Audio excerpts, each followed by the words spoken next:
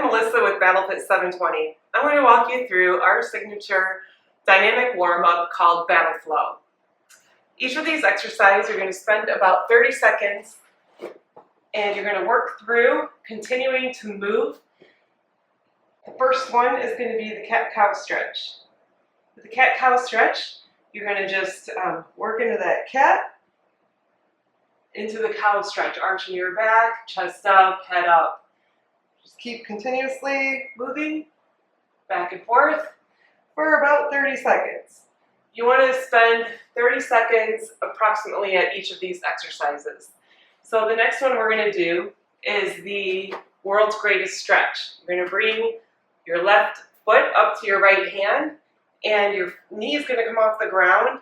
You're going to bring that arm all the way over and reach up to the ceiling with that stretch. Once you do this for a few seconds, then you're going to switch sides. And same thing with the opposite side. If you want, you can alternate this 2 times each side, or you can just do one each side, however long you want to hold that stretch, but keep the full movement around 30 seconds. The next one we're going to go into is the deep squat and pry. What you want to do is get yourself into a full deep squat position. You're going to take your elbows, push out your knees, spreading them apart. While you're forcing them to spread apart, you're going to be rocking back and forth in this motion here. This is going to open up your hip flexors and give you a nice good stretch and be better prepared for the workout. Once we're done with the squat, we are going to do the downward dog. It starts with the inchworm into a downward dog. So feet together, reach down and touch your toes. Feel this stretch for a few seconds.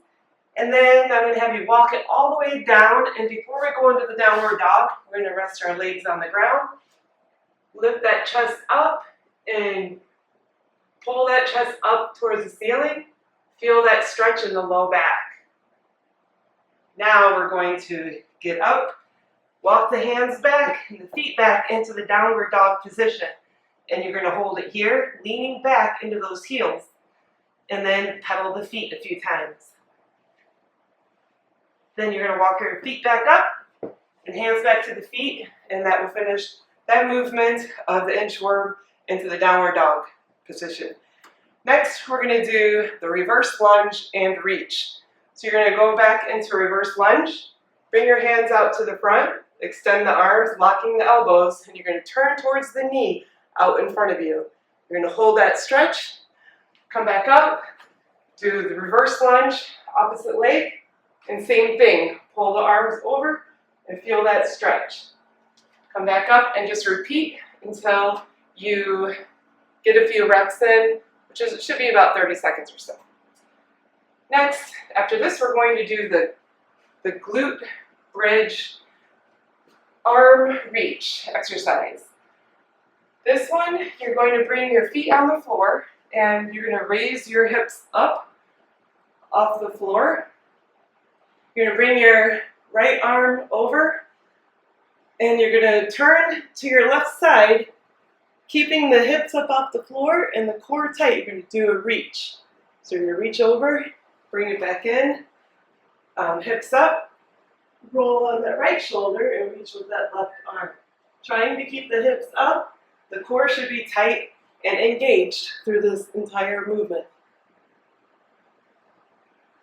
After you do this exercise, now we're going to do the bear plank and arm tap, shoulder tap. So with the bear plank, you're going to get into the all fours again. And this time you're going to raise your knees off the floor about 2 inches.